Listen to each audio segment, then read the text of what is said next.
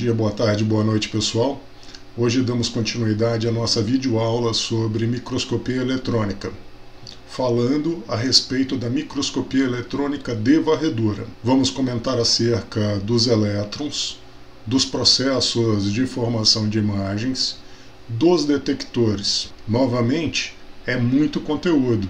E eu peço que vocês assistam essa videoaula com calma, quantas vezes forem necessárias, e tirem suas dúvidas, para que todo esse assunto possa ser consolidado de forma bastante proveitosa nas suas mentes, reforçando o ferramental analítico que vocês já possuem para o ainda melhor desenvolvimento de seus trabalhos experimentais. E vem comigo estudar. Retomando o nosso assunto a respeito da microscopia eletrônica, vamos relembrar quais agentes estão envolvidos. Quando nós falamos dos elétrons, o primeiro que nós devemos nos lembrar são os elétrons primários, aqueles elétrons que vêm do feixe incidente. Depois da interação dos elétrons do feixe incidente com a matéria ou com a nossa amostra, nós temos elétrons retroespalhados, que vão produzir imagens de menor resolução, para as quais o mecanismo de contraste é a composição química, baseado, claro, no número atômico médio de cada fase que está sendo analisada. Os elétrons secundários são muito úteis para descrever a topografia do nosso material. E essas vão ser as imagens de maior resolução no microscópio eletrônico de varredura. Por sua vez, os elétrons OG vão fornecer informações sobre a composição, uma vez que esses elétrons têm energia característica, sendo facilmente associados aos átomos de onde foram ejetados. E nós temos também os raios-x, que fornecem informações valiosas sobre a composição da nossa amostra. Lembrando disso, vamos falar um pouco mais a respeito do microscópio eletrônico de varredura. O MEV é o microscópio mais versátil. Ele é muito usado para estudos superficiais, usando os elétrons secundários, ou subsuperficiais, usando os elétrons retroespalhados. O equipamento é composto por um canhão de elétrons, que produz um feixe de elétrons, que é acelerado até a amostra, e por analogia ao microscópio óptico, no lugar de lentes ópticas, esse equipamento possui lentes magnéticas. A interação dos elétrons primários com a nossa amostra vai produzir uma série de sinais que são coletados por um detector, amplificados e apresentados em um monitor. Uma das maiores vantagens desse microscópio é a formação de imagens tridimensionais. Essas imagens, além da alta resolução, possuem profundidade de foco.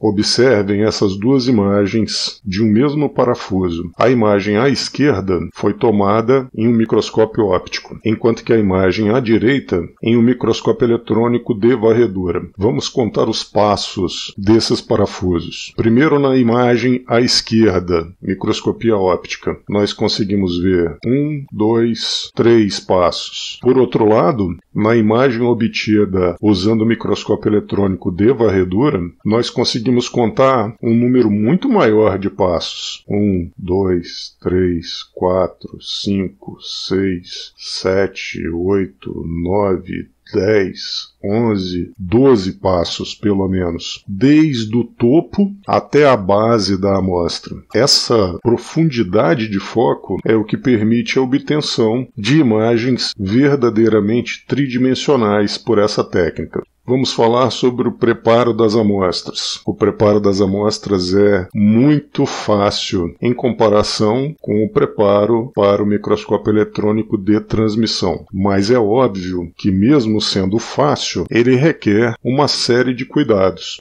Primeiro vamos falar a respeito da montagem da amostra. A nossa amostra deve ser montada sobre suportes metálicos. Existem diversos modelos de suportes metálicos que são adequados aos mais diferentes formatos das amostras que serão analisadas. Nós devemos sempre lembrar que entre o suporte metálico e a amostra existe uma interface que produzirá uma resistividade de contato. E nós temos que lidar com essa resistividade de contato, diminuindo-a. Para isso, nós usamos adesivos condutores. Os adesivos condutores podem ser tintas condutoras à base de prata, à base de grafite e mesmo fitas condutoras dupla face. No caso do microscópio eletrônico de varredura, a espessura da amostra não é um problema. Ou seja, podemos analisar fragmentos de amostras relativamente espessos, ou muito mais espessos do que as amostras que seguem para o microscópio eletrônico de transmissão. Justamente por essa característica, no microscópio eletrônico de varredura é fácil analisarmos fraturas. Essas micrografias mostram as superfícies de fratura de um copolímero de estireno e butadieno em comparação com o mesmo copolímero carregado com 30% de polianilina. É fácil perceber as diferenças entre as superfícies de fratura, uma vez que a adição da carga polianilina em 30% produziu uma série de mudanças morfológicas, entre elas a existência de uma série de poros que enfraquecem o material. Quando estamos estudando materiais condutores, a análise é direta, ou seja, eu não preciso de muitos cuidados com a amostra, como por exemplo no caso dessas micrografias eletrônicas de varredura, de uma liga de estanho e chumbo e de uma amostra de perlita.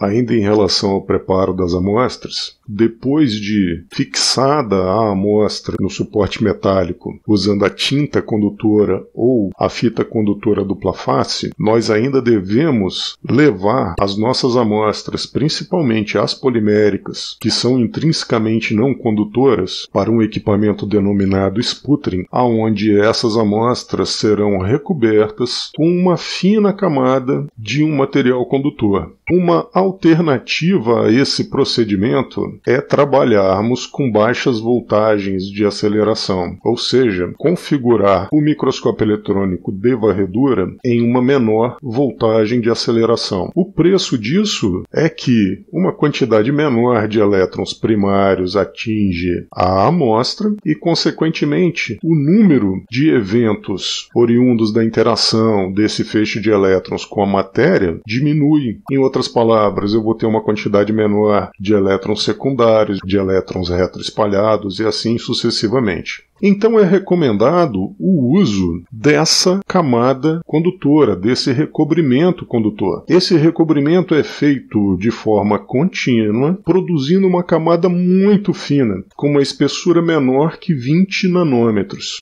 E os condutores são diversos materiais, como por exemplo ouro, platina, alumínio e carbono. E qual deles nós devemos escolher? Em linhas gerais, se nós queremos avaliar a topografia da nossa amostra, nós vamos recobrir o nosso material com ouro e utilizaremos os elétrons secundários. Caso o objetivo seja a composição e o estudo conduzido com elétrons retroespalhados, o recobrimento ideal é o carbono, uma vez que o ouro vai ter um coeficiente de retroespalhamento muito grande e pode mascarar regiões que tenham um número atômico médio menor. O mesmo raciocínio vale para os raios X. O recobrimento preferencial é o carbono, embora o recobrimento com ouro não impeça a análise de composição, podendo ser o ouro descontado, uma vez que esse ouro é material introduzido na nossa amostra. E é claro que para observarmos essas imagens, usando elétrons secundários, retroespalhados, raio-x, etc., nós vamos precisar que o equipamento possua detectores de elétrons secundários, de elétrons retroespalhados, de elétrons OG e de raios X. À direita, essas microscopias mostram uma imagem de microscopia eletrônica de varredura obtida usando elétrons retroespalhados de uma peça composta por uma base de covar, que é uma liga de ferro, níquel e cobalto, revestida em seu topo por uma placa de níquel. Essa imagem obtida usando os elétrons retroespalhados permite perceber que esse topo é mais claro que a base de Kovar, porque o número atômico do níquel vai ser maior que o número atômico médio dessa liga de ferro, níquel e cobalto. Por outro lado, quando nós usamos um detector de raios-x, esse detector pode ser ajustado para uma determinada radiação, ou seja, para uma radiação específica. No caso mostrado à esquerda, nós podemos observar o mapa de ferro dessa amostra. E fica muito fácil perceber que a base dessa amostra, ou seja, a liga Kovar, ferro, níquel e cobalto, é rica em ferro. Por sua vez, a imagem à direita mostra o mapa de níquel, que permite entender que o topo desse material é a região mais rica em níquel, ao passo que a base, reparem, repleta desses pseudo-vazios, possui níquel. Mas lembrem, níquel em uma liga metálica.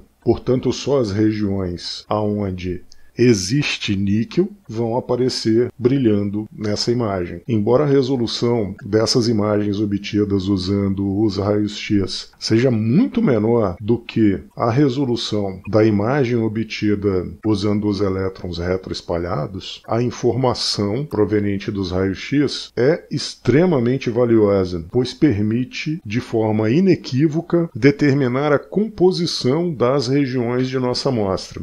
Já nesse caso, nós podemos ver algumas micrografias obtidas usando um detector de elétrons OG. A imagem mais à esquerda é uma imagem de um microscópio eletrônico de varredura obtido usando o detector de elétrons secundários. Eu sei disso por conta da quantidade de detalhes nessa imagem, principalmente os associados aos relevos e aos contornos, que mostram cantos vivos cuja resolução só pode ser obtida usando elétrons secundários. Por sua vez, a imagem do centro foi obtida usando o microscópio eletrônico de varredura com detector de elétrons OG. Mais especificamente, como esses elétrons possuem energia característica, nesse caso é mostrado um mapa de índio para o qual as regiões mais claras são as regiões mais ricas nessa espécie química. E finalmente, na imagem à direita, é mostrado um mapa de selênio, que permite inferir a existência de uma camada contínua de selênio nesse material. Por sua vez, o microscópio eletrônico de varredura também pode ser usado com um detector de raios-x, no caso específico, um detector EDX, que permite fazer a espectroscopia de energia dispersiva de raios-x. Por meio dessa técnica, nós podemos selecionar uma área da nossa amostra e determinar a composição dessa região, como feito, por exemplo, nesse grão de silicato,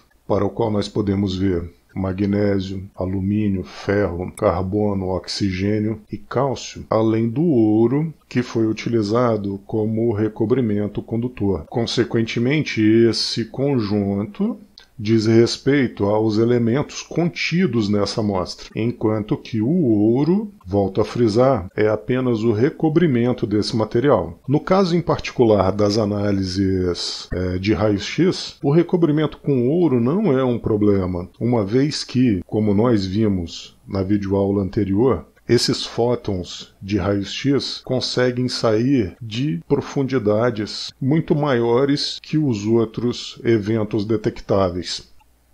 Bem, pessoal, por hoje é isso. Espero que vocês tenham gostado e até a nossa próxima videoaula.